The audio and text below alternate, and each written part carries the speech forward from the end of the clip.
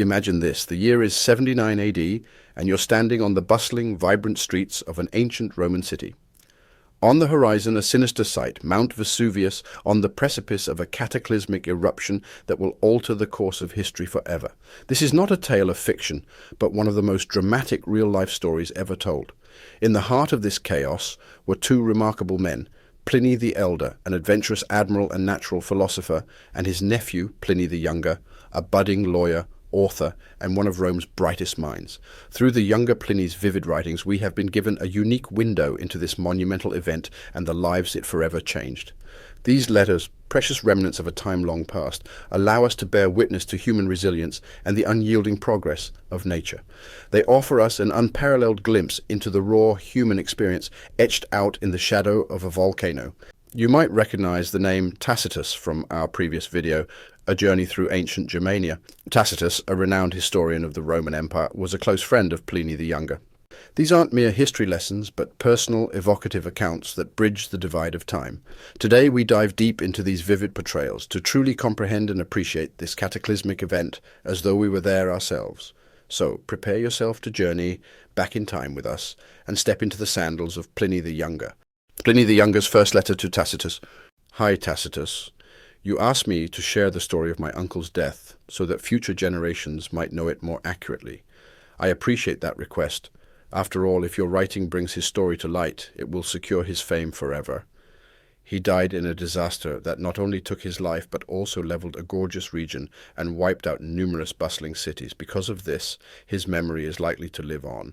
And even though he wrote many enduring works himself, your mention of him in your own timeless writings will add to his lasting legacy. I reckon those who are capable of performing noteworthy deeds or recounting them in a compelling manner are truly fortunate. But those blessed with both these talents are particularly fortunate.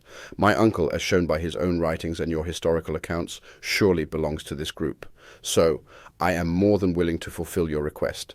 In fact, I would have volunteered to do so even if you hadn't asked. At that time, he was stationed at Misenum, commanding the fleet. It was the 24th of August, around 1 p.m., when my mother pointed out an unusual cloud to him. He had just enjoyed a walk in the sun, cooled off with a bath, eaten a light lunch, and returned to his studies. Upon hearing her, he immediately stood up and moved to a higher spot to get a better look at this peculiar phenomenon. The cloud, we later learned it originated from Mount Vesuvius, was rising. It's hard to describe it more accurately than by comparing it to a pine tree. It soared like a tall trunk, expanding at the top into something like branches. Maybe a sudden gust of air that lessened as it climbed caused this, or perhaps the weight of the cloud forced it to spread out like that. Its color fluctuated between bright and dark, likely due to the amount of earth and ash it carried. This spectacle struck my uncle, a man of deep knowledge and curiosity, as extraordinary and worth investigating. He ordered a small boat to be prepared and gave me permission to join him if I wanted. I chose to continue my work, as he'd actually given me something to transcribe earlier. As he was leaving the house, he received a message from Rectina, Bassus's wife. She was in a state of panic, trapped by the looming threat. Her villa sat at the base of Mount Vesuvius, and the only way out was by sea. She begged him to come to her aid, so he altered his original plan. What started as an intellectual curiosity now became a heroic mission. He commanded the galleys to set sail and boarded one himself, intending to help not just Rectina, but also the many towns dotting the stunning coastline. He rushed towards the very place people were fleeing from in terror, steering straight into the heart of danger with remarkable calmness. He remained composed enough to make and record his observations of the movement and features of this fearsome scene. He was so close to the mountain that the falling cinders, growing thicker and hotter as he neared, dropped onto the ships, along with pieces of pumice and black burning rocks. They were also threatened with being stranded due to the sea's sudden retreat and the large debris tumbling down from the mountain, blocking the shoreline. He paused, considering whether to turn back. When the pilot suggested this, he declared, "Fortune favors the brave. Take us to where Pomponianus is." Pomponianus was in Stabiae, separated by a bay formed by the winding shoreline and the sea. He'd already sent his belongings on board a ship. Although he wasn't in immediate danger, the visible threat was uncomfortably close. He resolved to set sail as soon as the onshore wind eased off, should the situation worsen even slightly. So they stepped out, their heads shielded from the raining stones by pillows secured with cloth ties. A modest defence, but it was all they had. Though it was daytime elsewhere, a darkness thicker than the blackest night had settled here. They managed to lessen the gloom with torches and various other lights. They decided to head further down the beach to see if it was safe to set sail, but the sea was still raging, the waves high and unruly.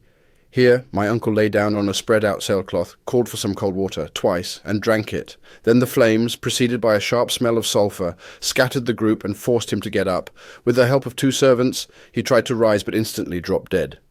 I believe he was suffocated by some dense poisonous gas.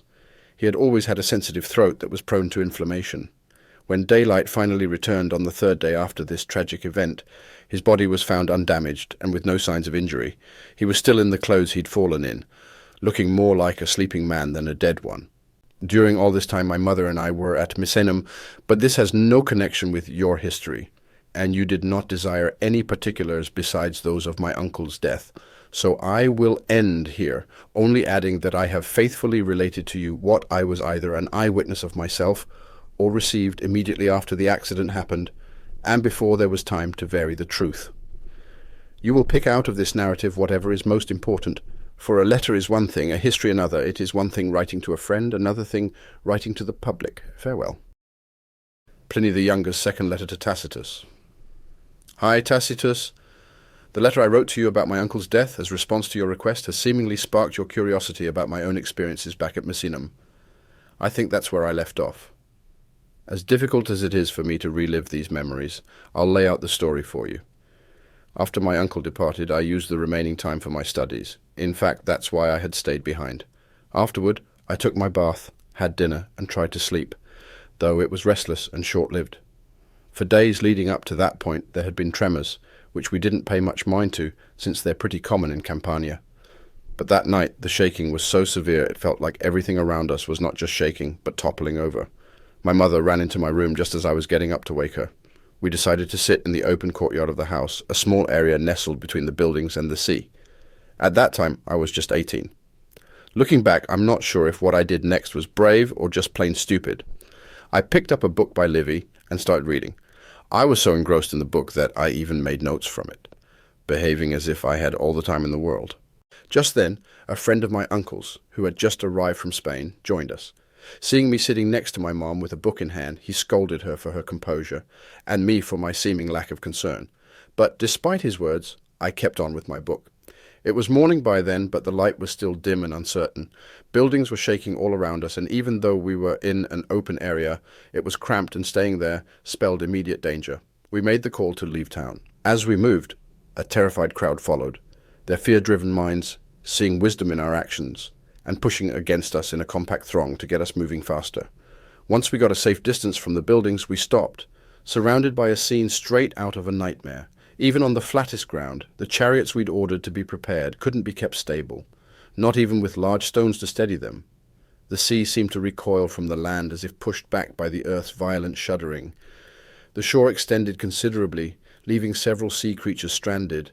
On the other hand, a menacing dark cloud, riddled with jagged flashes of light, revealed behind it masses of flames of different shapes. They resembled sheet lightning, only much bigger. It was then that our Spanish friend, showing a lot of emotion and urgency, turned to my mum and me. If your uncle is safe, he implored, he'd want you two to be safe too.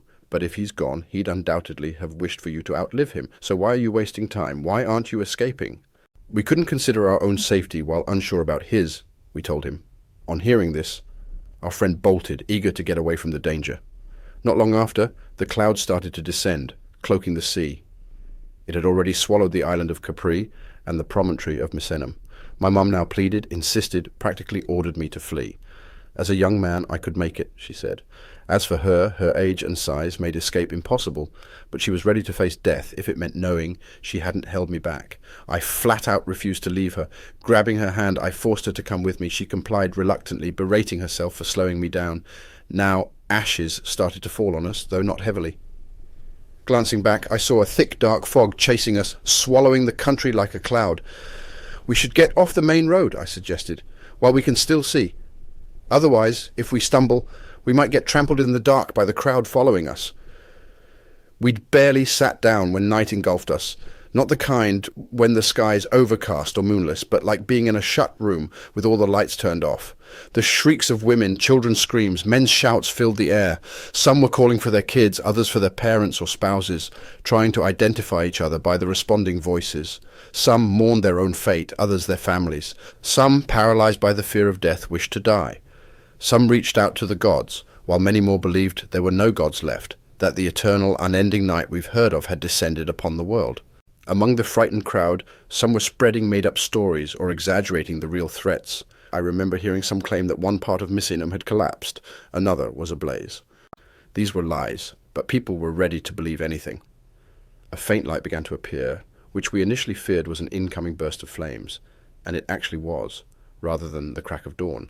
But the fire fell at some distance from us. Then we were enveloped again in intense darkness, and a heavy downpour of ash began.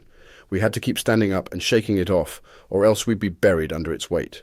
I could brag that I didn't let out a single sigh or show any sign of fear during this terror, but honestly, my courage came from a dismal but potent thought, that the entire world was sharing this disaster, that I was dying along with the world itself. Eventually, the horrific darkness gradually dispersed like a dissipating cloud or smoke. Daylight returned, and even the sun appeared, though its light was sickly like during an eclipse. Everything we looked at, our eyes being quite strained, seemed altered, blanketed by a deep layer of ash as if by snow. We made our way back to Misenum and did our best to refresh ourselves, spending a restless night swinging between hope and fear. The ground kept trembling, and some people, lost in hysteria, roamed around spouting doomsday prophecies, amplifying their own and everyone else's dread. Regardless of the dangers we'd faced, and those still looming, my mom and I had no intention of leaving until we heard news about my uncle. I'm sending you this account, not expecting it to make it into your history books, as it's not worthy of that. If it ends up seeming not even worth a letter, chalk it up to your curiosity that prompted me to write it. Take care. Yours, Pliny the Younger. And there we have it.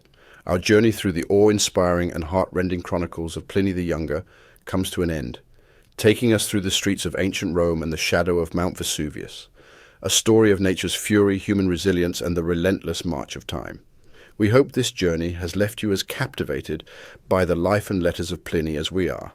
These historical narratives give us a profound understanding of our shared humanity, reminding us that though eras may change, the human spirit endures. As we continue to explore stories from the past and bring them to life in a way you can connect with, we invite you to join us on this journey. Feel free to engage with us, share your thoughts and experiences. We're all part of this fascinating story called human history. Thank you for watching.